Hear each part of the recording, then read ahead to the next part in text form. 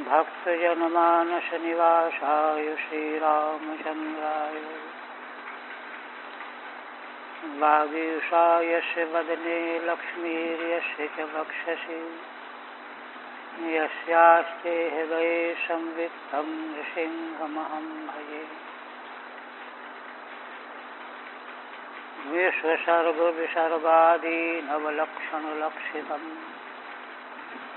श्रीकृष्णाख्यं परं धाम जगद्धाम नमामि तत्।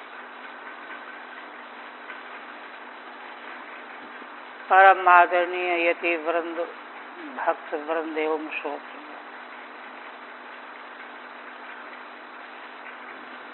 श्रीमद् भागवत के दशम स्कंध के अंतर्गत रास पंचाध्यायी के प्रकरण में 31वें अध्याय में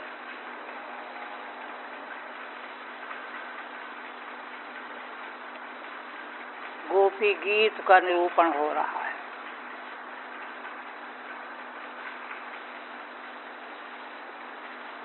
भगवान के प्रेम में आप्लुत गोपांगनाएं भगवान से दर्शन की प्रार्थना कर रही हैं। उन्होंने कहा कि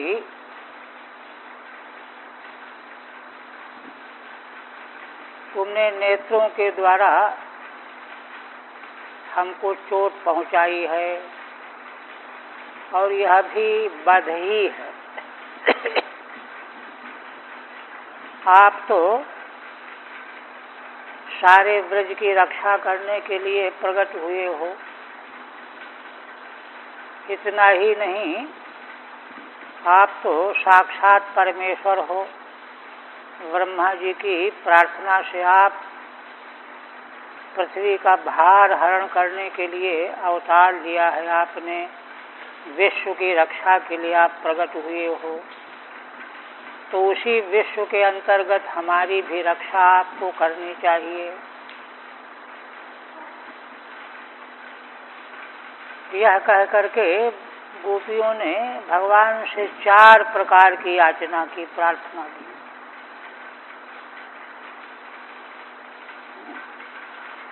उनके मन में भगवान प्रकट होकर के पूछ देते थे कि तुम क्या चाहती हो, तुमको क्या क्लेश है। तो उन्होंने कहा कि 4 प्रकार का दान हमको कीजिए।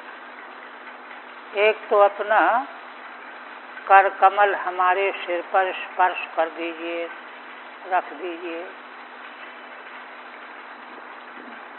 और दूसरा अपना मुख कमल का हमको दर्शन कराइए। दर्शन की तो तीव्र अभिलाषा है। कैसे ही भगवान का दर्शन प्राप्त हो, तभी उनकी बेचैनी दूर होगी।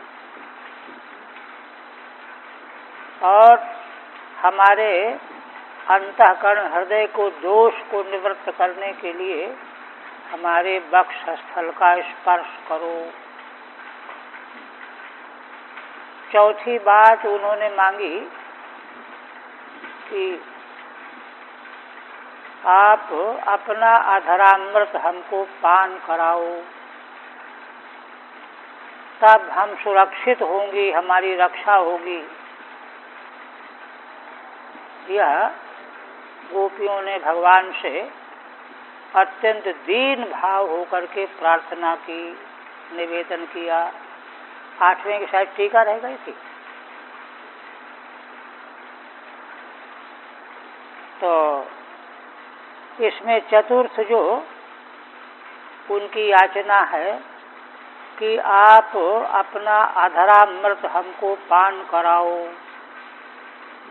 मधुरया गिरा बलगुवाक्यया बुधमनोज्ञया पुष्करेक्षण। पहले तो इन 3 कारणों से हम आपकी विधिकरी माने आज्ञाकारिणी सेविकाएं हो गई हैं, सेविका बन गई हैं और अत्यंत मुग्ध हैं, मोहित हो रही हैं। हमको स्वस्थ बनाने के लिए जैसे रोगी को डॉक्टर दवा देता है, वैसे ही अपने अधरामृत का पान करा करके हमको तृप्त कर दो। आप्यायस्व, न माने अस्मान आप्यायस्व, तृप्त कर दो।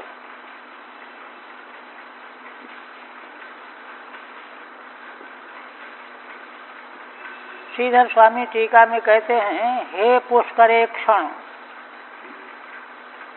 कमल नेत्र, पुष्कर पद में इव ईक्षणे यस्य तत्संबुद्धौ, हे पुष्करेक्षण, हे कमल नेत्र।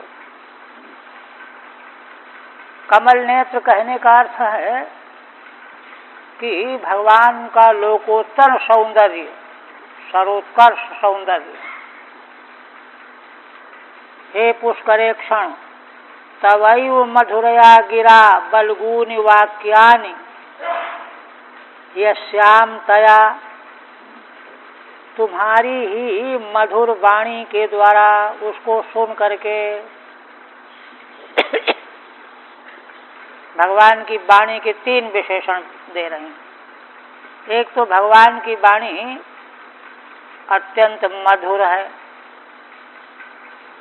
स्वादिष्ट है, और बलगून वाक्यान यश्याम, भगवान की वाणी में, वार्तालाप में बड़े दिव्य वाक्य हैं। वाक्य, पद, अक्षर, वर्ण ये दिव्य हैं। तया बुधानाम मनोज्ञया, तीसरा विशेषण है बुधानाम मनोज्ञया, जो ज्ञानी जन हैं, बुद्धिमान लोग हैं, वे भी भगवान की वाणी सुन करके मुग्ध हो जाते हैं, आकृष्ट हो जाते हैं।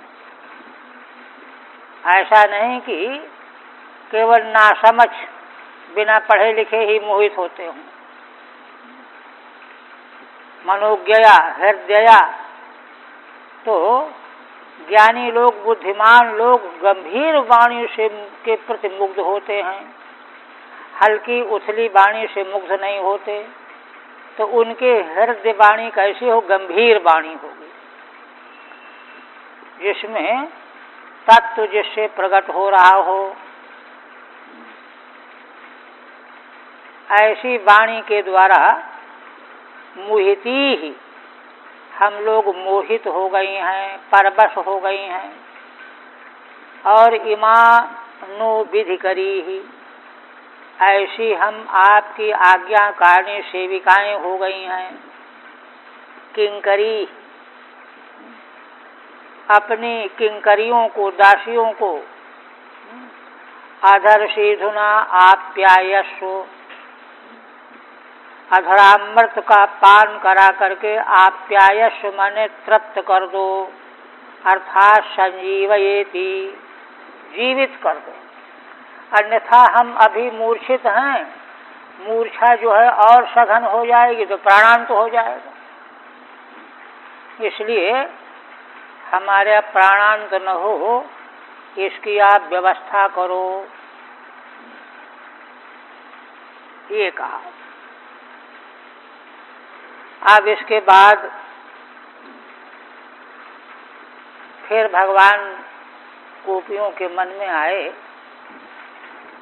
कहने लगे कि तुम इतना आकृष्ट हो गई हो, प्रेम करने लगी हो, और मेरे दर्शन से वंचित होकर के, विरहित होकर के इतनी तुम व्यग्र हो, मूर्छित हो, तो तुम जीवित कैसे हो? प्रेम की पराकाष्ठा में 10वीं दशा में तो प्रेमी की मृत्यु हो जाती है। संसार की बात तो दूसरी है। कैतव रहितम प्रेम न भवति मानुषे लोके, है जीव गोस्वामी का है। मनुष्य लोक में, माने जीव लोक में, संसार में कैतव रहित प्रेम होता ही नहीं।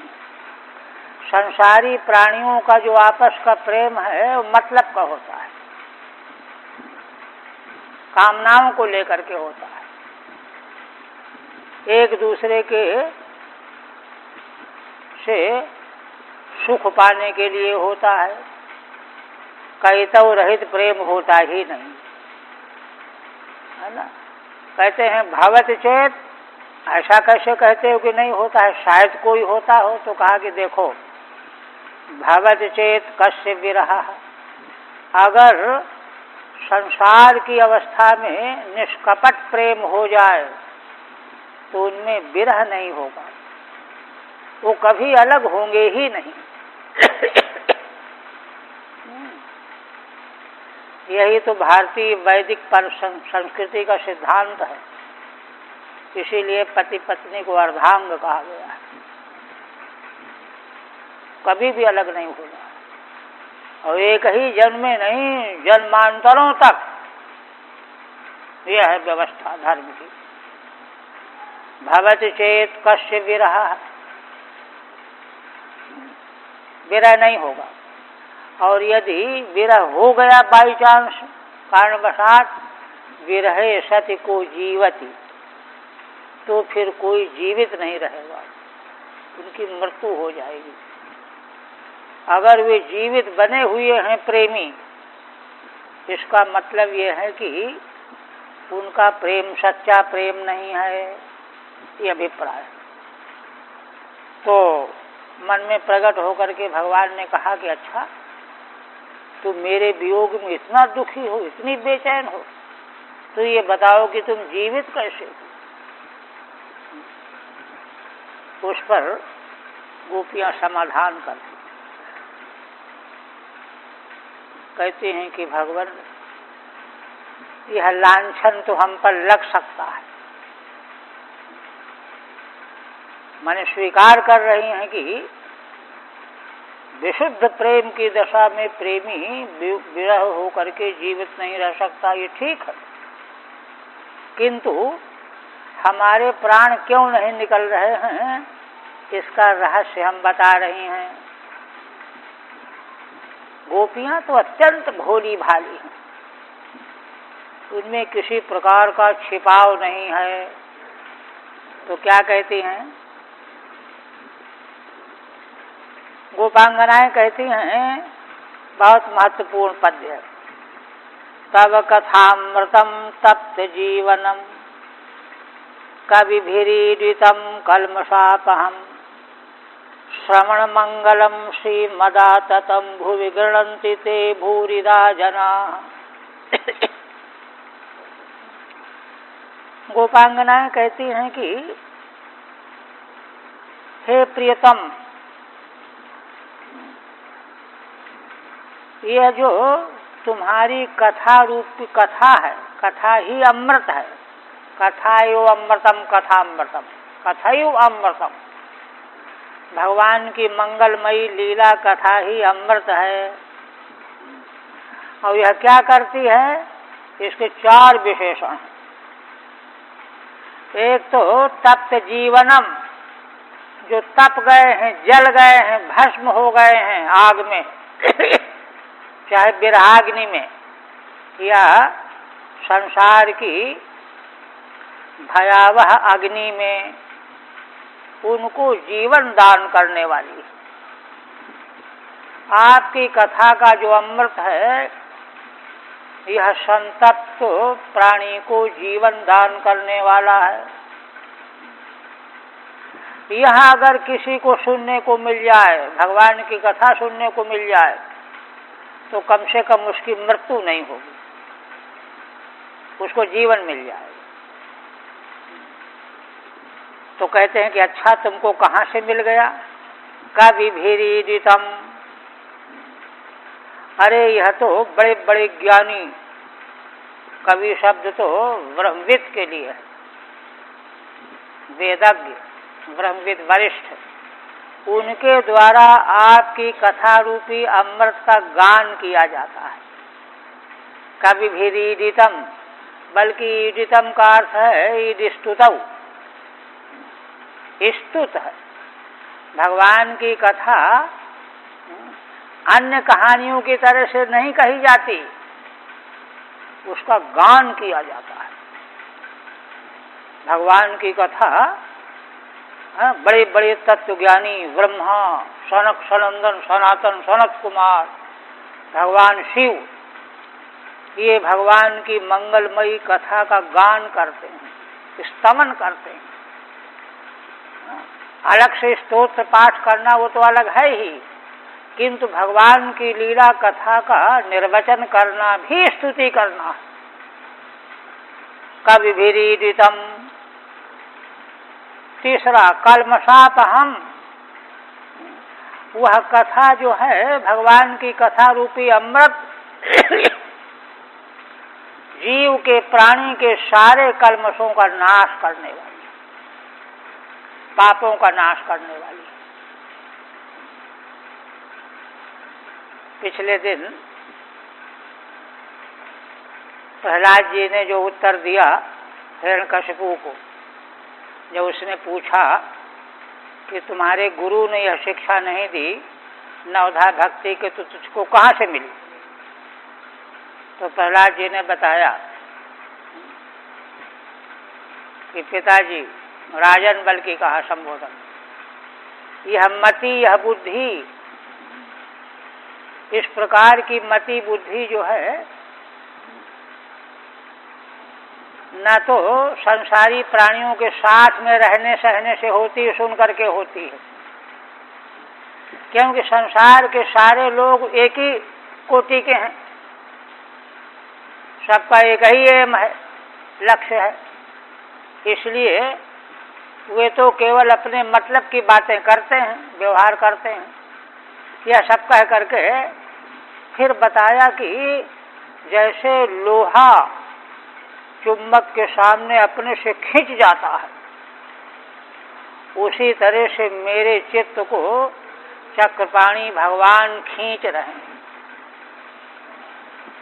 सुदर्शन चक्रधारी भगवान की ओर मेरा चित्त खींच रहा, खींच गया है। किसी दूसरे ने मुझको नहीं कुछ दिया, बताया, दूसरा क्या बताएगा, क्या देगा? तो वहां पर टीकाकारों ने विवेचना की है अन्यत्र भी कि देखिए, चुंबक के समक्ष वही लोहा खींचता है जिसमें जंग न लगा हो। अगर वह जंग से भरा हुआ है, जीर्ण शीर्ण है, रद्दी कोटि का है, तो चुंबक की ओर नहीं खींचेगा। इसलिए भगवान की ओर खींचने वाला भाग्यशाली प्राणी मनुष्य वह होता है जो निष्कलुष हो, निष्कल्मष हो। इसी के लिए धर्माचरण है। धर्माचरण के द्वारा ही वह निष्कलुष हो जाता है, उसकी जंग की सफाई हो जाती है, तब भगवान की ओर खींचता है। किंतु अगर किसी को सौभाग्य से, अनेक कारणों से, बहुत कारण होते हैं, आकस्मिक भगवान की कृपा के स्रोत के बारे में श्रीमद् भगवद गीता के मधुसूदन जी महाराज ने अपने 3 अध्याय की भाष्य में कई उदाहरण दिए। कहा कि भगवान की कृपा कब किस पर किस हेतु से प्रकट हो जाएगी, इसको कोई जान नहीं सकता, ये कहा उन्होंने। किंतु उसका अन्वेषण करने वाले ऋषियों ने एक बात बताई है, क्या? कि अगर कोई भगवान की कथा सुनने लगे तो चाहे जितना पातकी हो, कालुष्य वाला हो, वह तो भगवान की ओर खींच ही जाएगा। क्यों? क्योंकि भगवान की कथा अमृत जो है कलमश का हरण करने वाली है। कलमषापहम, वही कलमश का हरण करती है। तो कलमषापहम। चौथा, श्रवण मंगलम। गोपांगनाएं कहती हैं कि आपकी कथा रूपी जो अमृत है, देखिए कर्मकांड में तो तमाम प्रकार के द्रव्य इकट्ठा करो और लोगों को बुलाओ, ऋत्विज करो, दक्षिणा की व्यवस्था करो, बहुत प्रपंच है कर्म के मार्ग में, किंतु भगवान की कथा में और उसमें भी त्रुटि रह जाए तो फल गड़बड़ हो जाएगा, उपासना में भी त्रुटि रह जाए तो गड़बड़ हो जाएगा। किंतु भगवान की कथा सुनने से श्रवण मंगलम, केवल सुन लो, सुनने से ही मंगल हो जाएगा, ये महिमा है। इसीलिए देखिए शौनक आदि ऋषियों ने कहा ना सूत जी से कि हम लोग 1000 वर्ष में यज्ञ पूरा करने का संकल्प लेकर के बैठे। इसलिए संकल्प लेकर के बैठे हैं कि एक तो भले कलयुग आ गया है, संकल्प लेकर के बैठे हैं, तो यज्ञ का संकल्प लेने से तो होगा कि उसके बहाने हम कहीं आएंगे जाएंगे नहीं तो मनुष्य का मन तो बड़ा चंचल होता है, चलो वहाँ हो आओ, वहाँ हो आओ, यहाँ हो आओ, वहाँ हो आओ, उसे बन गए एक, और 1000 वर्ष तक संकल्प किया। तो वहाँ सूत जी ने कहा भी है शब्दतः कि इतने समय तक कलयुग कोई दुष्प्रभाव नहीं डाल सकता। क्यों? क्योंकि निरंतर भगवान की कथा चल रही होती है। कथा अमृत के मध्य में कलयुग कोई उपद्रव करने में सक्षम नहीं हो सकता। इसलिए श्रवण मंगलम श्रीमदाततम। और कहती हैं कि आपकी जो कथा रूपी अमृत है, यह चारों ओर विश्व ब्रह्मांड में आततम माने व्याप्तम, व्याप्त है, फैला हुआ है। कम से कम और नहीं तो धन संपत्ति वाले तो भगवान की कथा का आयोजन करवा ही लेते कि चलो दक्षिणा का व्यवस्था हो जाएगी, कथा कराओ। श्रीमदाततम व्याप्तम, और ये सारे भूमंडल में व्याप्त रहती है। भुवि गृह्णन्ति ते भूरिदा जना, है ना। गोपांगनाएं कहती हैं कि आपकी ऐसी मूल्यवान लीला कथा का जो संत जन, भक्त जन, ज्ञानी जन, विद्वान जन जो गृह्णन्ति माने जो उसका प्रवचन करते हैं, व्याख्यान करते हैं, ते भूरिदा जना, वे लोग बहुत बड़ा दान करते हैं। क्यों? क्योंकि बहुत बड़ा दान का मतलब यह है कि कोई रुपया पैसा देगा तो सुविधा मिल जाएगी जिसको देगा, किंतु भगवान की कथा का प्रवचन करने वाले जो हैं वे तो लोगों को जीवन का दान करते हैं,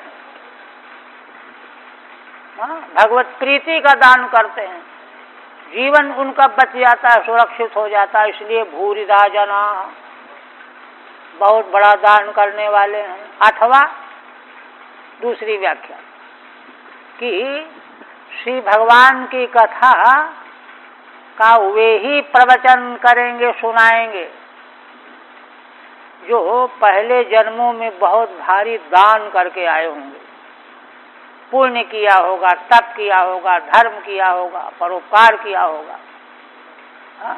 क्योंकि तभी जो है उनको भगवान की कथा में रुचि होगी और वे सुनाएंगे। यहाँ उन लोगों की बात नहीं है जो पैसे के लिए कथा करते हैं। भूरिदा जना, इस तरह से गोपियों ने कहा। अब टीका, किंच अस्माकं त्वद विरहे प्राप्तमेव मरणम। भगवान गोपिकाओं के मन में प्रकट होकर के पूछने लगे कि क्यों तुम इतना प्रेम करती हो और हम बहुत समय से अंतर्हित हैं, तुम्हारी मृत्यु क्यों नहीं हुई? तो इस पर कहती हैं अस्माकं त्वद विरहे प्राप्तमेव मरणम। आपके वियोग में हमारा मरण तो प्राप्त ही था।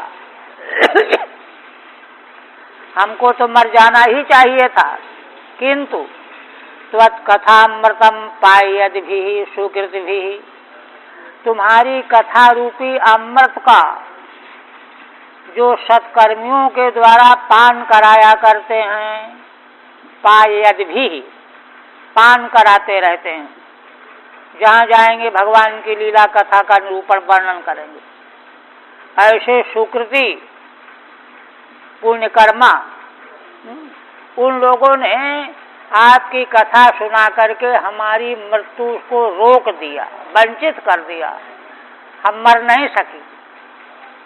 कथा सुन करके, कथा सुनने से कैसे मृत्यु रुक गई? देखिए, कथा सुनने से क्या होता है कि भगवान जो है अंतःकरण में तत्त विशेष विशेष क्रियाकलाप के आकार में प्रकट हो जाते हैं, उपस्थित हो जाते हैं।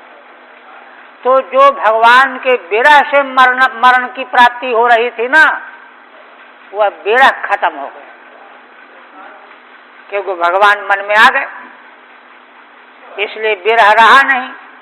मृत्यु का कारण तो भगवत विरह है ना, विरह में रोक लग गई। भगवान अंतःकरण में, बुद्धि में, मन में, चित्त में आ गए। ये कथा सुनना है, इसलिए मृत्यु से हम वंचित हो गई। इत्याहु तवेति, ऐसा कह करके भगवान की कथाओं की महिमा बता रही। और देखिए, असल में श्रीमद् भागवत के परिशीलन में जो प्रश्न उठते हैं, उन प्रश्नों का समाधान भागवत में ही पहले से मौजूद है। देवी रुक्मिणी जी, आगे रुक्मिणी विवाह के प्रकरण प्रसंग आएगा, उन्होंने भगवान का वर्ण क्यों किया? रुक्मिणी देवी ने ब्राह्मण के द्वारा जो पत्र भेजा, तो वहाँ उन्होंने यही कहा कि धर्मात्मा राजाओं के यहाँ बड़े बड़े संत महापुरुष आते जाते रहते, उनका आदर होता, विद्वान आते। तो राजमहल में कन्या के रूप में देवी रुक्मिणी ने भगवान की महिमा सुनी, नारद जी ने गाया और लोगों ने सुनाया गाया, वो सब बड़े धर्मात्मा। तो भगवान के संबंध में यह सुन करके रुक्मिणी देवी के मन में भगवान के चरणों में प्रेम पैदा हो गया, तो स्वयं उल्लेख किया उन्होंने। पार्वती जी भी इसी तरह से, पार्वती जी ने भगवान शिव के लिए जो तपस्या की, तो उनको भी नारद आदि ऋषियों के द्वारा भगवान शिव के बारे में मालूम पड़ गया, उनकी महिमा के बारे में अनुराग जागृत हो गया। तो इस तरह से जो सन्मार्ग पर, धर्म के मार्ग पर चलने वाले हैं, उनको जब महान पुरुषों के द्वारा भगवान की महिमा का श्रवण करने का अवसर मिलता है, तो वहीं उसी समय वे प्रेमी बन जाते हैं, और फिर जो है लाख कोई उनको हटाना चाहे वो हट नहीं सकते। तो इसलिए आपकी जो कथाएं हैं, वे बड़े बड़े ऋषियों के द्वारा, ज्ञानियों के द्वारा सुनने को मिली।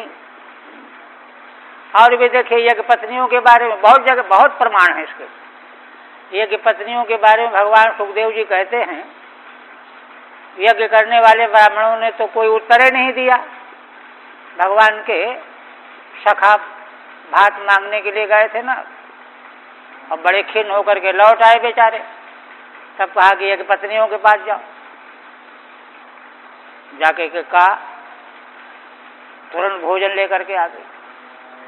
भगवान का दर्शन हुआ। तो वहाँ भगवान सुखदेव जी वर्णन करते हुए कहते हैं, श्री भगवान का जैसा स्वरूप जैसी महिमा, जैसे गुण उन्होंने अनेकों बार सुन रखा था। उससे उनके हृदय में भगवान के प्रति प्रीति सुदृढ़ हो गई थी। इसलिए भगवान ने जब उनका आदरपूर्वक लौटने की बात कही तो मना कर दिया कि नहीं, हमको वापस न करो। तो जहाँ भी कहीं भगवान के प्रति प्रीति अनुराग प्राप्त होता है तो वह भगवान के लीला चरित्रों को सुन करके ही होता है। इसीलिए देखिए दूसरे स्कंद में बात कही गई है और दशम स्कंद में पीछे कि श्री भगवान की लीला चरित्रों की कथाओं को जिनको ब्रह्मा आदिकों ने गान किया है, ब्रह्मा ने, शिव ने, इनका ही पारायण करना चाहिए, कपोल कल्पित मनगढ़ंत नहीं, ये बात कही गई। तो वही कह रही हैं कथैवामृतम अत्र हेतु है ना। कथा अमृत क्यों है? तो अमृत का काम क्या है? जीवित कर देना, मरे को जीवित कर देना। और भगवान की कथा क्या है? तप्त जीवनम, जो तप गया हो, झुलस गया हो, जल गया हो, बिल्कुल मरणासन्न हो गया हो, उसको जीवित कर देती है आपकी कथा। प्रसिद्धामृताद उत्कर्ष माहु। अच्छा, आप केवल देखिए जो देवताओं के घर वाला अमृत है वो केवल अमर कर देता है बस, और तो कुछ कर नहीं सकता। किंतु प्रसिद्ध जो अमृत है जो समुद्र मंथन से निकला, उसकी अपेक्षा भी भगवान की कथा में उत्कर्ष है।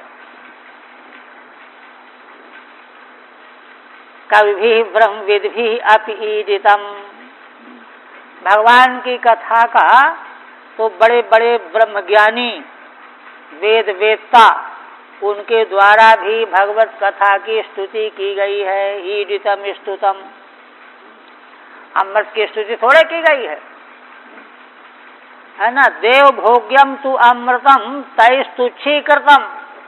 देवताओं के द्वारा भोग्य जो अमृत है स्वर्गलोक वाला, उसको तो तुच्छ कर दिया है उन्होंने।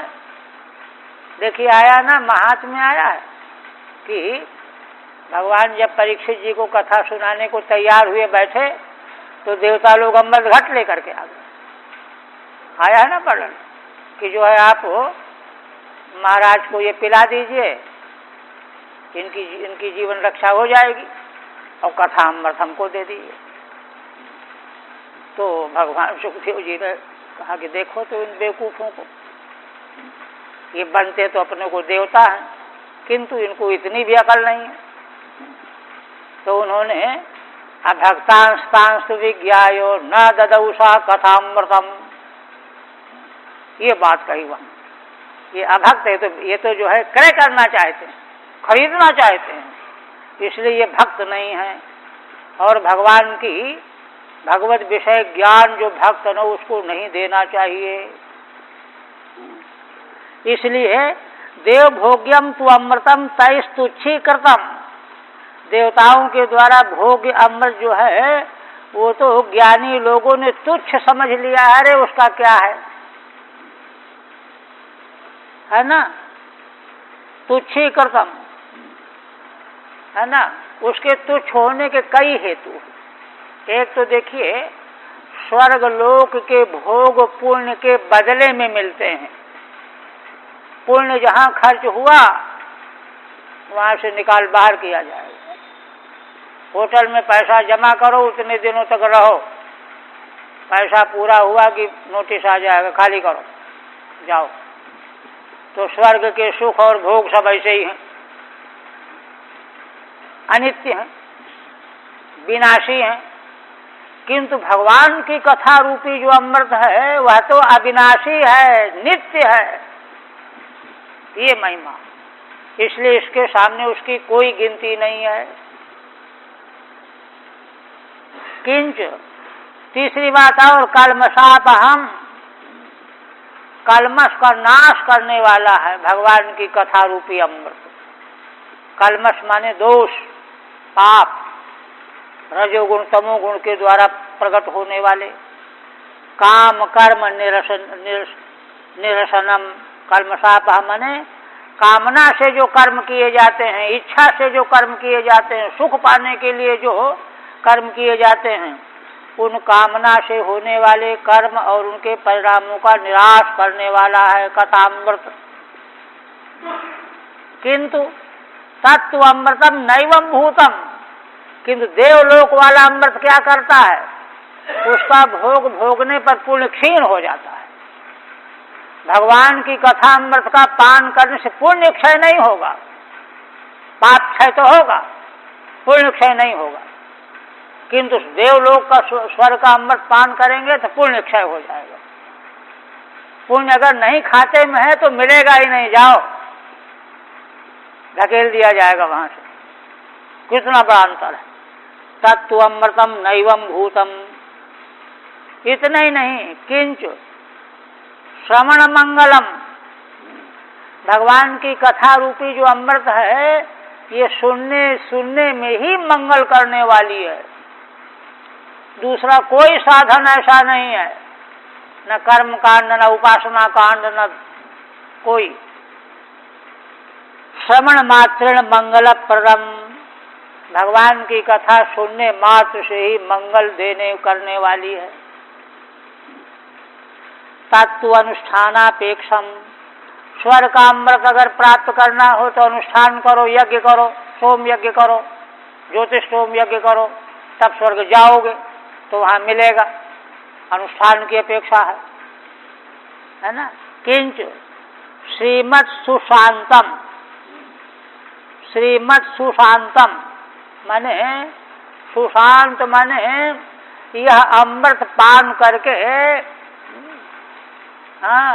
जो अच्छी प्रकार से धन धान्य सब प्रकार की शक्तियों से ओत प्रोत संपन्न हैं, उनको शांति मिल जाती, उनको शांति मिल जाती। किंतु देवलोक का अमृत पी ले कोई तो भगने लगेगा, अभिमान करने लगेगा, देखो हमने अमृत पिया है, ऐसा। ये भी अंतर है। सुशांतम है ना। तत्व मादकम, देवलोक वाला अमृत मद पैदा करेगा, अभिमान पैदा करेगा कि देखो तुमको अमृत नहीं मिला, हमको मिला।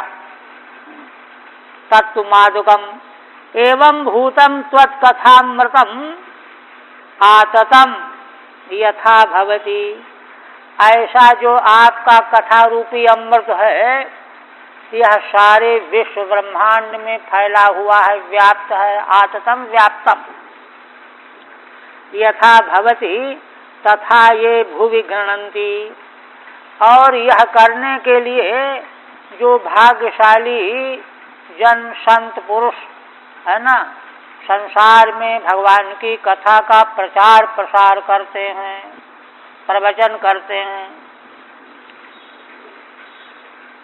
ये भुवि गृह्णन्ति निरूपयन्ति ते जना भूरिदा बहुदातारः, वे लोग बहुत बड़ा दान करने वाले हैं। क्योंकि संसार की वस्तुओं का दान करने वाले से क्या होगा, केवल उतना ही मिलेगा, जीवन बीत जाएगा, मकान दे दिया कि मकान में रहने को हो गया, और क्या हुआ। किंतु भगवान की कथा का जो दान करने वाले हैं, वे तो लोगों को जीवन दान करने वाले हो गए, उनकी मृत्यु से रक्षा करने वाले हो गए। कितना बड़ा दान है। एक तो ये जीवितम ददति इत्यर्थः, माने संसार के ज्वाला से तप्त जीवों के प्राणों की रक्षा करके जीवन देते हैं। भगवान की कथा का निरूपण करने वाले है ना। यद्वा अथवा से दूसरी व्याख्या, एवं भूतम त्वत्कथामृतम ये भुवि गृह्णन्ति, ऐसी महिमामयी भगवान की कथा रूपी अमृत को जो भूमंडल में बांटते हैं, सुनाते हैं, दूसरे को उसका स्वाद प्रदान करते हैं, तो वे लोग जरूर पूर्व जन्म में बहुत पुण्य करने वाले हैं। ते भूरिदा पूर्व जन्म बहु दत्तवंतः सुकृतन इत्यर्थः। पूर्व जन्म में उन्होंने बहुत दान मान किया होगा, सुकृति है। सुकृति होने से ही उनको इतने बड़े दान का हक मिल जाता है। एतदुक्तम भवति। इस पद के द्वारा गोपियां क्या कह रही हैं? ये केवलम कथामृतम गृह्णन्ति तेपि तावत अतिधन्याः। जो श्री भगवान की कथा रूपी अमृत का निर्वचन करते हैं वे भी संसार में कितने भाग्यशाली धन्य हैं, अति धन्य हैं। किम पुनर्ये त्वाम पश्यन्ति। अब बताओ कि जो आपका दर्शन कर लेते हैं उनके धन्य की तो कोई बात ही बहुत बड़ी हो गई। ये त्वाम पश्यन्ति अतः प्रार्थयामहे त्वया दृश्यतामिति। इसलिए गोपियां कहती हैं कि हम आपसे प्रार्थना करते हैं कि आप हमको दर्शन दे दो। दैत दृश्यताम, ये कहा। अब फिर भगवान मन में आए गोपांगनाओं के, कहा कि अच्छा ऐसा यदि है तो हमारी कथा रूपी अमृत से ही तुम तृप्त हो जाओ, कृतकृत्य हो जाओ। ये प्रश्न है, बड़ा जटिल प्रश्न। इतनी महिमा भगवान की कथा अमृत की है तो उसको ही सुनने की व्यवस्था जो है कर लो, कोई सुनाने वाला बुला लो और तुम्हारा जो है कष्ट दूर हो जाएगा। उस पर क्या कहती हैं गोपियां? कहती हैं प्रहसितम प्रिय प्रेम वीक्षणम विहरणम च ते ध्यान मंगलम रहसि संविदो या हृदय स्पृशः कुहक नो मनः क्षोभयन्ति। गोपांगनाएं कहती हैं कि हे भगवान, हे प्रियतम, बात असल में ऐसी है कि आपकी कथा रूपी अमृत तो सर्वोत्तम वस्तु है ही, उससे बढ़कर के संसार में कुछ भी नहीं है। किंतु हमारी बीमारी जरा ज्यादा नाजुक हो गई। माने एक तो यह है कि बीमार होने के पहले ही उसको पौष्टिक वस्तु खिला पिला दी जाए, बात दूसरी हो गई। अब बीमार होकर के मरणासन्न हो गया तो पौष्टिक वस्तु खिलाने से बात नहीं बनेगी। तो अपने बारे में कहती हैं कि हे प्रियतम, हे प्रिय, संबोधन है। प्रीणातीति प्रिय, जिसका नाम लेने से हृदय गदगद हो जाए, जिसका दर्शन करके आंखें तृप्त हो जाएं, जिसकी चर्चा करके मन जो है तृप्त हो जाए, शांत हो जाए, उसको कहते हैं प्रिय। प्रीणातीति प्रिय, हे प्रिय। देखो ऐसा है, प्रहसितम प्रिय प्रेम वीक्षणम विहरणम च ते ध्यान मंगलम। आपका मुस्कान, प्रहसितम माने मधुर मुस्कान, ते माने ताव, और प्रेम वीक्षणम, और प्रेम पूर्वक दूसरे की ओर देखना। प्रेम वीक्षणम, प्रेम भरे नेत्रों से दूसरे को देखना या हम लोगों को देखना। विहरणम, और विहरणम माने विहार करना, मतवाली चाल से चलना, वन को जाना, वन से लौटना। चते ध्यान मंगलम, इतना ही नहीं, तुम्हारा ध्यान चाहे किसी प्रकार से आवे, कि भगवान भोजन कर रहे हैं तब ध्यान आ गया, या भगवान जो है दही चोरी कर रहे हैं उसी समय ध्यान आए, किसी भी अवस्था में किसी भी लीला क्रिया चेष्टा करते हुए भगवान का ध्यान आते ही मंगल हो जाता है। ध्यान मंगलम, 3 तो ये, 4 बल्कि रहस्य संविदो या हृदय स्पृश, और 5वीं बात एकांत में आपकी बातें है ना, वार्तालाप। संविद माने वार्ता। कैसी है वार्ता? हृदय स्पृश, बहुवचन है। अनेक तरह की वार्ता जो हृदय को छूने वाली होती हैं। ये 5 चीजें, कुहक नो मनः क्षोभयंती ही।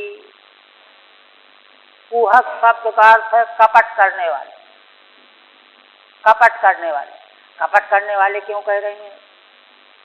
असल में प्रेमी को अपने प्रिय को डांटने का भी अधिकार रहता है, नाराज होने का भी अधिकार रहता है, बहुत बातें।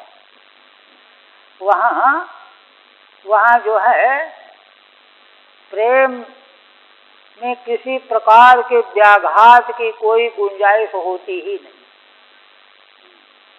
तो इसलिए कहती हैं कि देखो छल कपट क्या है। अरे जब तुम देख रहे हो कि तुम्हारे वियोग में गोपियां तड़प रही हैं, बन बन घूम रही हैं रात के समय में, कितना बड़ा साहस कर रही हैं, तो तुमको जो है प्रकट हो जाना चाहिए। और तुमने ही अपने चेष्टाओं के द्वारा उनको आकृष्ट किया है। तो जब तुम्हारे कारण से आकृष्ट होकर के वे तुम्हारे वियोग में दुखी हो रही हैं, तो तुमको उनकी चिंता नहीं करनी चाहिए। इसका मतलब है कि तुम कपट करने वाले हो।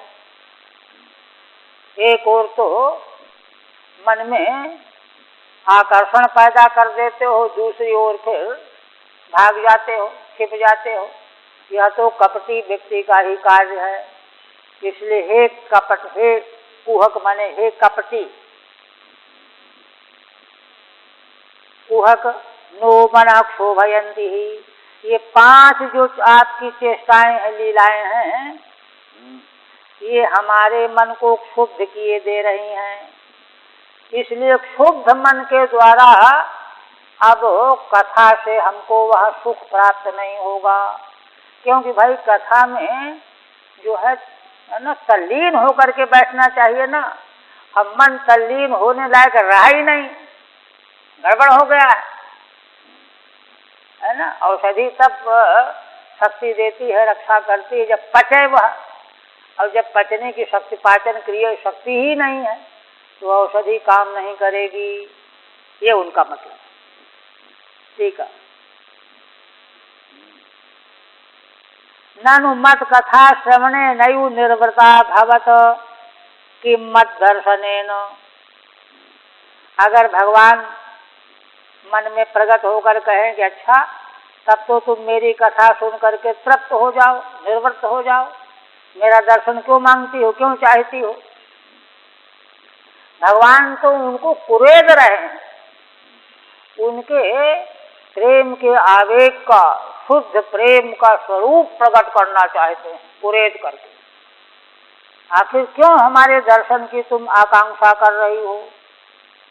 तब इस पर कहते हैं कि नहीं, त्वद विलास क्षुभित चित्ता वयम तत्रापि शांति न विंदाम इत्याहु। हम तुम्हारे विलास लीला चरित्र उनको देख करके हमारा चित्त क्षुभित हो गया है। इसलिए अब हमको तुम्हारी कथा अमृत से भी शांति मिलने वाली नहीं। माने हमारी बीमारी थोड़ी ज्यादा बढ़ गई है। शांतिम न बिंदाम इत्याहु प्रहसितम इति। हे प्रिय संबोधन है, हे कुहक भी संबोधन है, कपटी, कपट करने वाले। संविदा मन संकेत नरमाणी, एकांतिक प्रेम पूर्ण वार्तालाप संविदा है। फिर कहते हैं चलसि यद्व्रजाच्चारयन् पशून् नलिन सुन्दरं नाथ ते पदम् शिलतृणाङ्कुरैः सीदतीति नः कलिलतां मनः कांत गच्छति। अब देखिए पीछे के दोनों पद्यों के अर्थ का फर्क बता रही हूँ। देखिए जिसके भीतर कोई कामना होती है, अब मान लो किसी को प्यास है तो चलो इस नल में पानी पिया कि उस नल में पिया कि उसने पिया। तो यदि गोपियों का जो क्लेश है अगर वह सामान्य तौर में हो तो चलो इससे उपाय कर लो, चाहे यह उपाय कर लो, चाहे यह उपाय कर लो, किंतु उनका क्लेश तो ऐसा है कि अपने सुख के लिए नहीं चिंतित हैं। वे तो इसलिए भी चिंतित हैं कि एकांत में जंगल में भगवान इधर उधर फिर रहे हैं, इनको कष्ट होता होगा। यद्यपि यह कष्ट जो है उन्होंने स्वयं उठाया है और वह कष्ट उठा करके हमको भी पीड़ा दे रहे हैं, कष्ट दे रहे हैं, किंतु हमको अपनी पीड़ा से जितनी चिंता नहीं है उससे ज्यादा चिंता भगवान के क्लेश का स्मरण करके चिंता हो रही है। इस प्रकार से तत्सुख सुखित्व का भाव व्यक्त कर रही हैं। क्या कहती हैं? चलसि यद्व्रजाच्चारयन् पशून् नलिन सुंदरम नाथ ते पदम। हे नाथ, संबोधन, आपके चरण कमल के समान सुंदर हैं। नलिन माने कमल, कमल के समान आपके चरण सुंदर हैं और आप पशुओं को चराते हुए जंगलों में इधर उधर घूमते हैं, चलते हैं। चलना पड़ता है गाय चराने वाले को। तो हमारे दिमाग में मन में यह आता है कि इतने कोमल चरण से आप गऊओं को पीछे पीछे चराते हुए जो वन में घूम रहे हैं, तो तृणशील तृणांकुरैः सीदतीति नः, जरूर आपके चरण शिल, पत्थर की शिला के टुकड़े और तिनके, घास के तिनके, कोई कोई घास बड़ी तीक्ष्ण होती, अंकुर, नए नए जो अंकुर, कांटे आदि, इनके द्वारा आपके उन चरणों को, कमल के समान कोमल चरणों को बड़ी पीड़ा हो रही होती होगी, है ना। यह स्मरण करके, चिंतन करके एकांत नः मनः कलिलताम गच्छति, हमारा मन खिन्न हो जाता है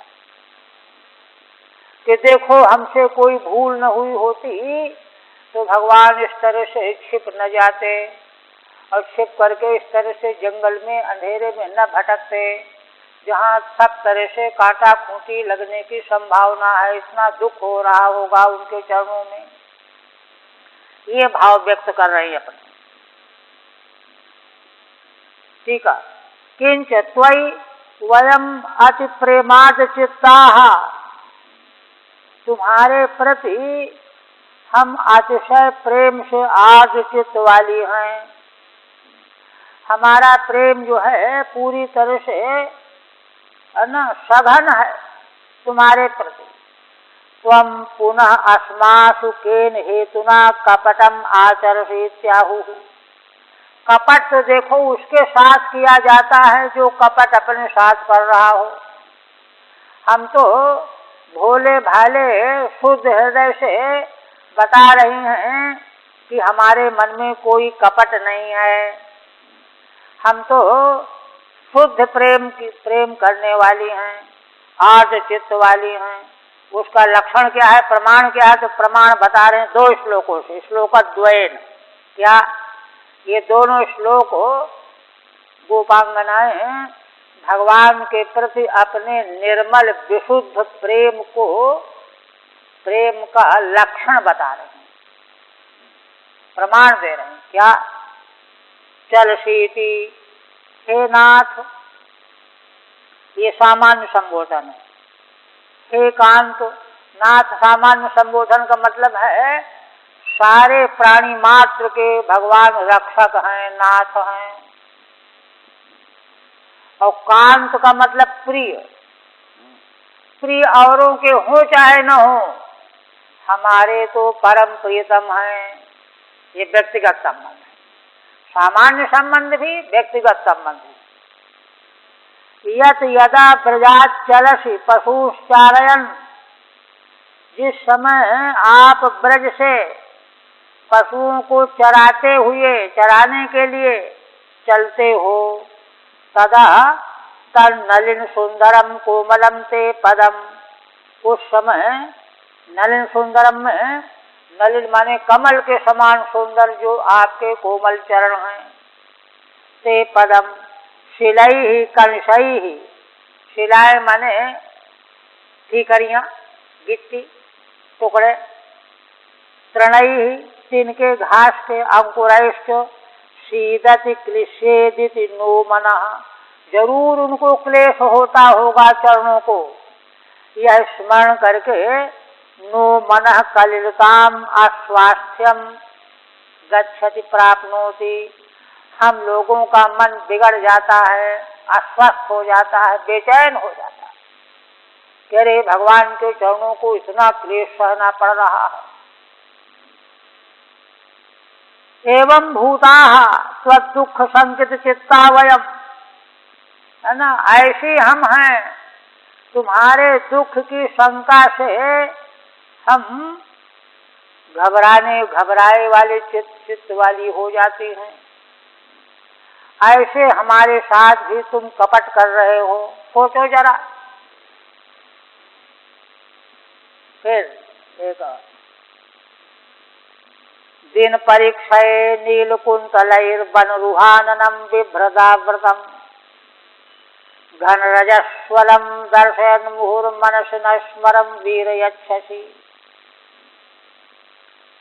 पुनः कहती हैं दूसरे पद से, माने भगवान जब गऊ चराने के लिए जाते हैं तो यह स्मरण करके उनको कितना क्लेश होता है कि भगवान के चरणों में दुख पीड़ा हो रही होगी। जब शाम को लौट करके आते हैं तब क्या होता है, दिन परीक्षये नीलकुंतलैर, दिन का जब समय बीत जाता है, परीक्षय माने दिन समाप्त हो जाता है, सूर्यास्त होने को होता है, तब नीलकुंतलैर, नीले कुंतल माने केशों से घिरा हुआ मुखार बिंद, जलरुह बनरुहाननम, बनरुह माने वन में खिलने वाले कमल, उनके समान मुखार बिंद, नीले नीले केशों से घिरा हुआ जो जंगली कमल, स्थल कमल के समान जो अपना मुखार बिंद है ना, मनरुहाननम बिभ्रदाव्रतम, उसको जो नीले केशों के द्वारा जो है आवृत है, घिरा हुआ है, ढका हुआ है। घन रजस्वलम दर्शयन् मुहुः, और कैसा है दूसरा विशेषण, और घन रजस्वलम, गऊओं के खुर से चरणों से उखड़ी हुई धूली वह भगवान के मुखार बिंद में केशों में पड़ी हुई है, रजस्वल हो गए हैं। भगवान के केशों में भी धूली चढ़ गई है और मुखार बिंद में भी धूली चढ़ गई है, रजस्वल हो गए। ऐसे मुखार बिंद को मुहुः दर्शयन्, हमको बार बार दिखाते हुए, माने भगवान सायंकाल, पीछे वर्णन आया है ना, बांसुरी बजाते चले आ रहे हैं, कभी गोप बालकों के कंधे में हाथ रख लेते हैं, कभी कोई बात करने लगते हैं, कभी गोपियों को ओर देखने लगते हैं और फिर दूसरी ओर देखने लगते हैं। इस प्रकार से मुहुः दर्शयन्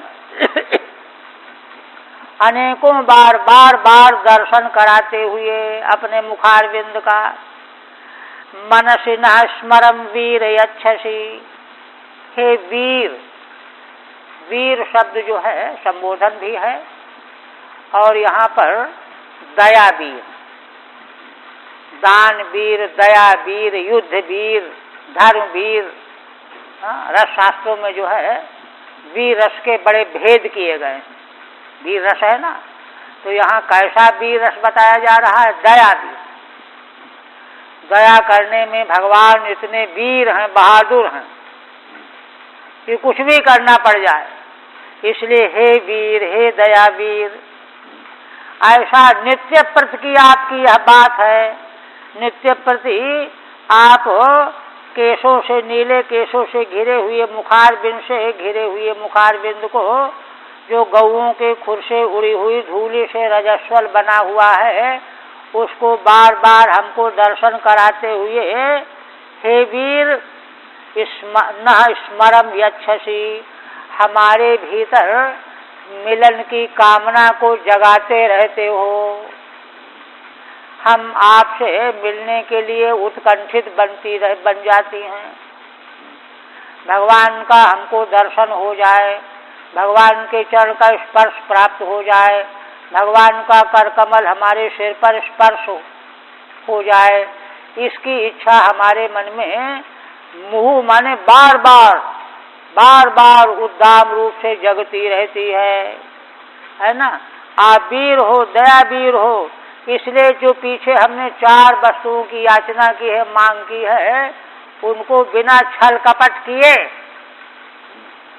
कपट छोड़ करके, अब तक जो कपट किया सो किया, अब कम से कम निष्कपट हो करके उन 4 चीजों का हमको दान कर दो, ये अभिप्राय। ठीक है। त्वं तु दिन परीक्षय सायंकाले नीलकुंतलैः आवृतम घन रजस्वलम गोरजस्फुरितम वनरुहाननम आदि। हे भगवान, आप दिन के व्यतीत होने पर, प्रातः काल तो जब चले जाते हो तो तुम्हारे चरणों में कांटे गड़ते होंगे, या स्मरण करके हम रोती रहती हैं, दुखी होती रहती हैं। और जब सायंकाल में आते हो, है ना, प्रातः काल जाने के समय दुख है दुख, और शाम को जब आते हो सायंकाले नील कुंतलैः आवृतम, नीले बालों से आवृत घिरा हुआ मुखारबिंद, घन रजस्वलम, जिसमें धूली चढ़ी हुई है, गोरजस्फुरितम, गौओं के धूली से जो ढका हुआ है, छुरितम वनरुहाननम, है ना, जंगली बन के कमल के समान जो मुखारबिंद है, अलिमाला कुल परागत छुरित पद्म तुल्यमाननम। देखिए, वनरुहाननम मूल में है ना, उसकी व्याख्या श्रीधर स्वामी करते हैं, वनमाला कुल, वनमाला से आकुल हो करके, है ना, पराग छुरित पद्म तुल्यमाननम, वनमाला के साथ में आकुल माने संगठित, पराग से छुरित, पराग से युक्त, है ना, पद्म के समान, पद्म के तुल्य अपने मुखारविंद का आप दर्शन कराते हो। बिभ्रत तच्च मुहुर्मुहुर दर्शयन्नो मनसी, ऐसा मुखारबिंद बार बार आप दर्शन करा करके नो मनस केवलम स्मरम यच्छस्यर्पयसि, हमारे मन में केवल मिलन की अभिलाषा अर्पण करते रहते हो, है ना, माने मिलन की प्यास बढ़ाते रहते हो और कभी भी तृप्ति प्रदान नहीं करते हो।